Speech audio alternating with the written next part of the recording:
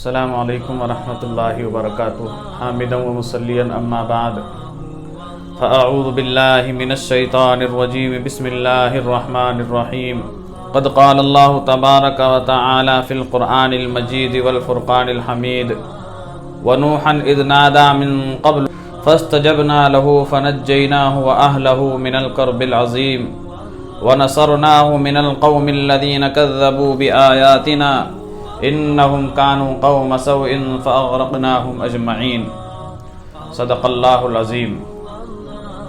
محترم سامعین کرام، ہم آج آپ حضرات کے سامنے حضرت نوح علی نبینا علیہ الصلاۃ والتسلیم کا تذکرہ کریں گے۔ اللہ تبارک و تعالی نے پوری انسانیت کی جو پیدائش کا سلسلہ شروع کیا ہے وہ حضرت آدم علی نبینا علیہ الصلاۃ والتسلیم سے شروع کیا۔ سب سے پہلے حضرت آدم علی نبینا علیہ الصلاۃ والتسلیم کی کوکھ سے ہم سب کی ماں حضرت حوا علیہ السلام کی ولادت فرمائی، اور پھر اللہ تبارک و تعالی نے ان دونوں کو ہر سال ہر بطن سے 2 بچے عطا کیے۔ حضرت آدم علی نبینا علیہ الصلاۃ والسلام کی اولاد کے بارے میں تفسیر کی کتابوں میں لکھا ہوا ہے کہ اللہ تبارک و تعالی نے حضرت آدم علی نبینا علیہ الصلاۃ والتسلیم کو 240 بچے عطا کیے۔ ہر بطن سے 2 بچے پیدا ہوتے تھے، ایک بیٹا ہوتا تھا اور ایک بیٹی ہوتی تھی۔ اور حضرت آدم علی نبینا علیہ الصلاۃ والتسلیم کی شریعت میں چونکہ بھائی بہنوں کی آپس میں شادی ہو جایا کرتی تھی، لیکن امت محمدیہ یعنی نبی پاک علیہ الصلاۃ والسلام کی شریعت میں جس شریعت کو ہم مانتے ہیں، ہم پیارے آقا محمد عربی صلی اللہ علیہ وسلم کی شریعت کو مانتے ہیں، ہم قرآن کو مانتے ہیں۔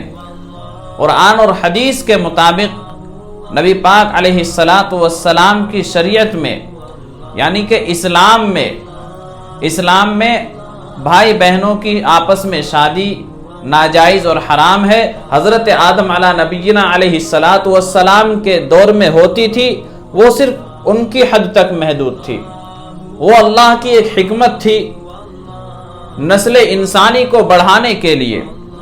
لیکن آج کی ڈیٹ میں بھائی بہن کا رشتہ ایک باعزت رشتہ ہوا کرتا ہے، آپس میں شادی ناجائز اور حرام ہے۔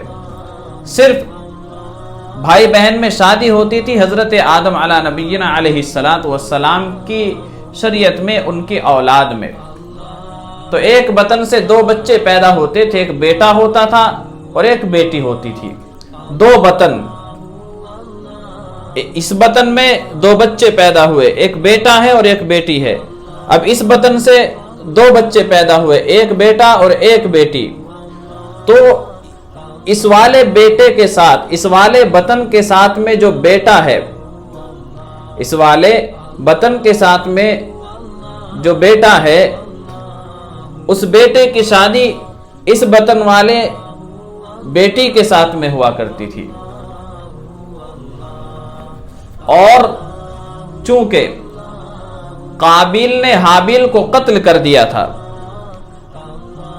تو قابیل اور حابیل کے بعد والا جو بطن تھا، جس بطن سے بچہ پیدا ہونا تھا، اس بطن سے صرف ایک بچہ پیدا ہوا تھا جن کو حضرت شیث علیہ السلام کے نام سے جانا جاتا ہے، اور یہیں سے حضرت آدم علیہ الصلاۃ والسلام کے بعد جو پیغمبر بنائے گئے وہ حضرت شیث علیہ السلام کو بنایا گیا۔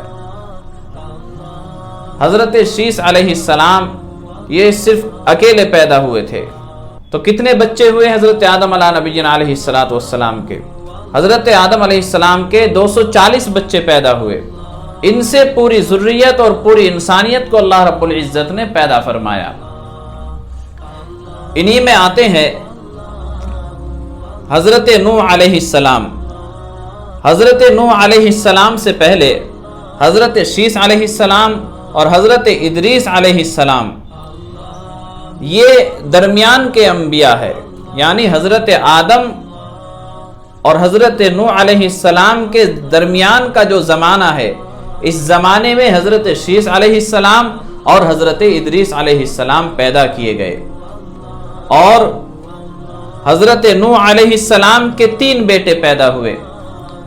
پہلے کا نام سام، دوسرے کا نام حام اور تیسرے کا نام یافیس۔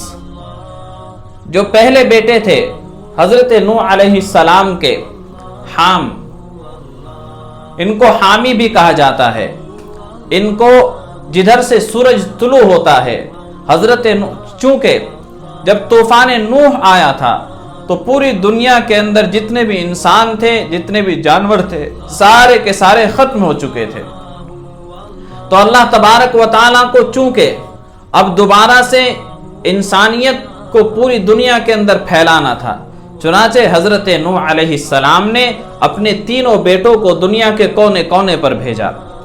پہلے بیٹے حام، ان کو حضرت نوح علیہ السلام نے مشرق کی جانب بھیجا، جدھر سے سورج طلوع ہوتا ہے، وہاں جا کر کے انہوں نے بود و باش اختیار کی اور وہاں جا کر کے ان کی نسل چلی۔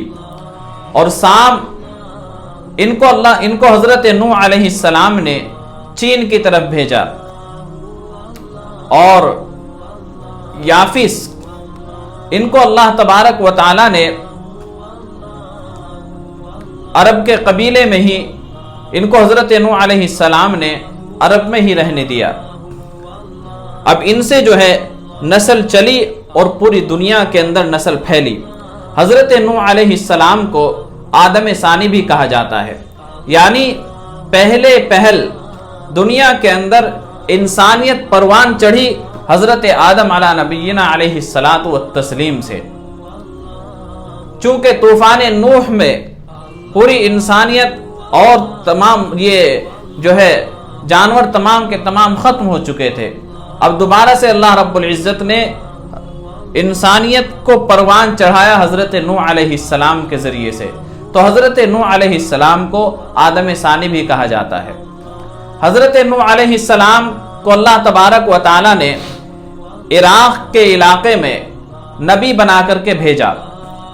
دیکھو، حضرت آدم علی نبینا علیہ الصلاۃ والتسلیم سے آقا مدنی صلی اللہ علیہ وسلم تک اس دنیا کے اندر انبیاء آتے رہے، کوئی پیغمبر کسی ریاست کے لیے، کوئی نبی کسی بستی کے لیے، کوئی نبی کسی شہر کے لیے، اس دنیا کے اندر اللہ رب العزت نے پیدا فرمائے، لیکن میرے اور آپ کے آقا محمد عربی صلی اللہ علیہ وسلم کو اللہ تبارک و تعالی نے نبی بنا کر کے بھیجا پوری دنیا کے لیے۔